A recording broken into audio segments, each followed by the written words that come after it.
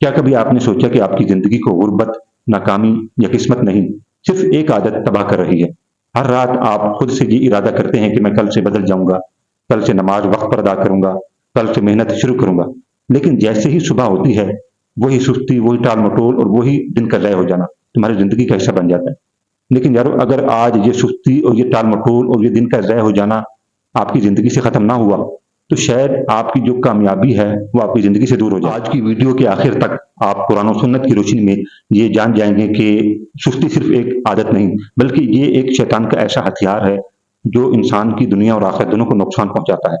और आखिर में हम इससे निकलने का एक अमली रास्ता भी सीखेंगे। इस पूरी हकीकत में एक ऐसा वाक़या भी मौजूद है, जिसमें एक अज़ीम नबी ने इंतहाई मुश्किल हालात के बावजूद दुनिया के आराम को नहीं चुना, बल्कि अल्लाह के हुक्म को चुना। और यही वाक़या आज हज़ारों अफ़राद की ज़िंदगी बदल भी सकता है। वो मकाम है जहाँ कुरान हमें असल हकीकत दिखाता है। कुरान की आयत है, अल्लाह ताला फरमाते हैं कि वअन लैसा लिल इंसानी इल्ला मा शाअ, जिसमें अल्लाह ताला फरमाते हैं कि इंसान के लिए तो वही है जिसकी वो कोशिश करता है। लोग ऐसे हैं हमारे मुआशरे में जो सलाहियत रखते हैं, ख्वाब रखते हैं, मकसद रखते हैं, लेकिन वो मंजिल तक नहीं पहुँच पाते। क्यों? क्योंकि वो हर काम कल पे छोड़ देते हैं।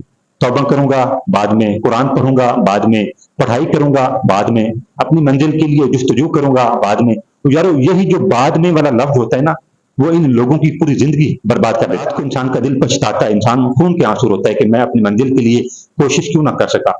लेकिन जैसे ही सुबह होती है, फिर वही सुस्ती, फिर वही टाल-मटोल और ऐसे करते-करते इंसान का दिन खत्म हो जाता है।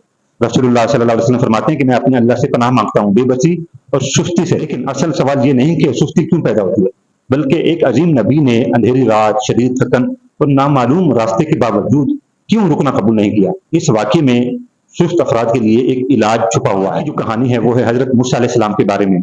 यारो, मदीन में कई साल गुज़ारने के बाद आप अपने अहल खाना के साथ वापस मिस्र की तरफ सफ़र कर रहे थे। रात की जो तारीकी है वो छाई हुई थी, हर तरफ खामोशी थी और रास्ते का भी कोई ख़ास इल्म नहीं था, और जो सर्दी थी वो भी बहुत शिद्दत के साथ बढ़ रही थी। सर्दी भी थी, अंधेरा भी था और जो सफ़र किया था उसकी थकन भी थी। लेकिन अगर आप चाहते तो वहीं बैठकर आराम कर लेते, लेकिन आपने आराम को पसंद नहीं किया, क्योंकि अल्लाह के जो नबी हैं वो आराम को पसंद नहीं करते और ना ही अपनी मंजिल बनाते। सोचें, एक इंसान लंबे सफ़र से थका हुआ, सर्दी की रातें भी हैं, हर तरफ खामोशी भी है और सुनसान गलियां हैं, सुनसान मैदान है और कोई रहनुमाई करने वाला भी नहीं है, और इतने में उस इंसान पर जो यकीन की कैफियत थी वो जिंदा थी। यारो, इसी कैफियत ने उन्हें रुकने नहीं दिया। फिर हजरत मूसा अलैहिस्सलाम ने दूर से एक आग को भड़कते हुए देखा, तो फिर आपने अपने घर वालों से कहा कि आप यहीं रुके, मैं वहां जाता हूँ, और क्योंकि सर्दी बहुत थी और आग लेकर आता हूँ ताकि तुम गर्मी महसूस करो। लेकिन यारो, वो मूसा अलैहिस्सलाम को सिर्फ आग का टुकड़ा नजर नहीं आया, बल्कि वो उनकी पूरी जिंदगी बदलने का एक लम्हा। हजरत मूसा अलैहिस्सलाम उस रोशनी के करीब पहुंचे तो अल्लाह ताला ने उन्हें आवाज दी, पुकारा कि ऐ मूसा, ऐ हजरत मूसा अलैहिस्सलाम। यारो, ये सोचने की बात है कि एक आम सा सफर एक लम्हे में नबूवत के अजीम सफर में तब्दील हो गया। अल्लाह ताला ने उन्हें फिरौन जैसे जालिम बादशाह के पास जाने का हुक्म दिया। तो यारो, ये काम आसान नहीं था, लेकिन हजरत मूसा अलैहिस्सलाम ने खौफ, आराम और सुस्ती को पसंद नहीं करते थे। उन्होंने अल्लाह के सामने अपना सर झुका दिया और फरमाते हैं, रब्बि इश्रह ली सदरी व यस्सिर ली अमरी, ऐ मेरे रब, मेरा सीना खोल दे और मेरे काम को आसान कर दे। अल्लाह ताला ने उन्हें नबूवत अता कर दी, मोजज़ात अता कर दिए और हारून अलैहिस्सलाम को मददगार भी बना दिया। वही मूसा जो एक आम सफर पर था, एक अजीम नबूवत के सफर पर रवाना हो गया। अगर आप गौर करें तो ये सिर्फ एक तारीखी वाकया नहीं है, बल्कि ये हमारी रोजमर्रा जिंदगी का आईना भी हो सकता है। अक्सर हम ऐसे छोटे मोटे काम होते हैं जो हम करने से सुस्ती महसूस करते हैं, कहते हैं कि हम बाद में कर लेंगे, लेकिन हम ये नहीं सोचते कि हो सकता है यही एक छोटा कदम हमारी आने वाली जिंदगी का एक नया बाब भी खोल सकता है। अपने दिल से पूछें, अगर हजरत मूसा अलैहिस्सलाम थकन और सर्दी की वजह से वहीं रुक जाते तो क्या वो आज उस अजीम मकाम तक पहुंच पाते? अल्लाह ताला कुरान पाक में फरमाता है कि वह लैसा लिल इंसानी इल्ला मा शाअ, कि इंसान के लिए वही है जिसकी वो कोशिश करता है। साइकोलॉजी कहती है कि सुस्ती अक्सर जिस्म की कमजोरी नहीं होती, बल्कि ये फैसला करने की कमजोरी होती है। जब इंसान बार बार किसी काम को, किसी मकसद को टालता रहता है, तो फिर दिमाग इस काम को अपनी आदत बना लेता है और फिर इंसान की जिंदगी में कोई भी नया काम आता है, कोई भी नई डायरेक्शन आती है, फिर वो इंसान को मुश्किल नजर आती है। दुनिया में जो कामयाब लोग हैं वो पहले हौसला आने का इंतजार नहीं करते, बल्कि वो अमल शुरू कर देते हैं, कदम उठा लेते हैं। हौसला खुद ब खुद काम के बाद पैदा होना शुरू हो जाता है। शायद आपका जो असल दुश्मन है वो आपकी सुस्ती नहीं, बल्कि आपकी वो एक आदत है, वो एक जुमला है जो आप खुद से बोलते हैं कि कल से शुरू करूंगा। हमने सुस्ती की जो हकीकत है उसको भी समझ लिया और हजरत मूसा अलैहिस्सलाम की जिंदगी से अमल की ताकत को भी देख लिया, लेकिन अभी एक ताकत का आना बाकी है कि अल्लाह की जो मदद है وہ کن لوگوں کے ساتھ ہوتی ہے؟ قرآن کیا کہتا ہے؟ قرآن کی آیت ہے والذین جاہدوا فینا لتہدینہم سبلنا وان اللہ لمع المحسنین، جس کا مفہوم ہے کہ جو اللہ تعالیٰ کی راہ میں کوشش کرتے ہیں، جہاد کرتے ہیں، پھر اللہ تعالیٰ اس کے لیے راستے بھی بنا دیتے ہیں ان لوگوں کے لیے. تو پھر آخر میں اس کا مفہوم ہے کہ بے شک اللہ تعالیٰ تو نیکی کرنے والوں کو، احسان کرنے والوں کو پسند کرتا ہے. یاد رکھو کہ شیطان ہمیں کبھی گناہ کی دعوت نہیں دیتا، بلکہ کبھی کبھی وہ ہمیں صرف اتنا کہہ دیتا ہے کہ آج نہیں کل کر لینا. بس پھر یہی جو عادت ہے کئی لوگوں کی زندگی کا حصہ بن جاتی ہے، پھر ان لوگوں کی جو زندگی برباد ہوتی ہے وہ پورا معاشرہ دیکھتا ہے. کبھی کبھی انسان کے چھوٹے چھوٹے قدم دیکھنا چاہتا ہے، چھوٹے چھوٹے خوابوں کو حقیقت میں دیکھنے کے لیے انسان کو کوشش کرنی پڑتی ہے. اللہ تعالیٰ ایسے لوگوں کو پسند کرتے ہیں کہ جو چھوٹے چھوٹے قدم اٹھاتے ہیں، چھوٹے چھوٹے سیکریفائز کر کے آگے بڑھتے ہیں. پھر اللہ ایسے نوازتا ہے، ایسے راستے بناتا ہے کہ انسان خود حیران رہ جاتا ہے کہ آخر یہ ہوا کیا. کامیابی، یہ سکسیسفل لائف، یہ جو اچیومنٹ ہوتے ہیں، یہ ریوارڈ فل جو لائف ہوتی ہے، یہ انہی لوگوں کو ملتی ہے جو سستی کی بجائے، ٹال مٹول کی بجائے کام کو اسی وقت کرتے ہیں. جو جنگ ہے وہ سستی کے خلاف نہیں بلکہ اپنے نفس کے خلاف ہے. ذرا اپنے دل سے پوچھیں کہ کون سی ایسی چیز ہے جو آپ کو اللہ کے قریب جانے سے روک رہی ہے، اور کون سا ایسا نیک عمل ہے جو آپ کل پہ ٹال دیتے ہیں کہ یار یہ کل کر لوں گا، اس سے اگلے دن کر لوں گا. تصور کریں کہ رسول اللہ صلی اللہ علیہ وسلم کی صحابہ کے ساتھ ایک مجلس ہے اور تمام لوگ وہاں پہ موجود ہیں. وہاں پہ غم بھی ہے، ذکر بھی ہے، اور خاموشی بھی ہے، اور عمل کی دعوت بھی دی جا رہی ہے.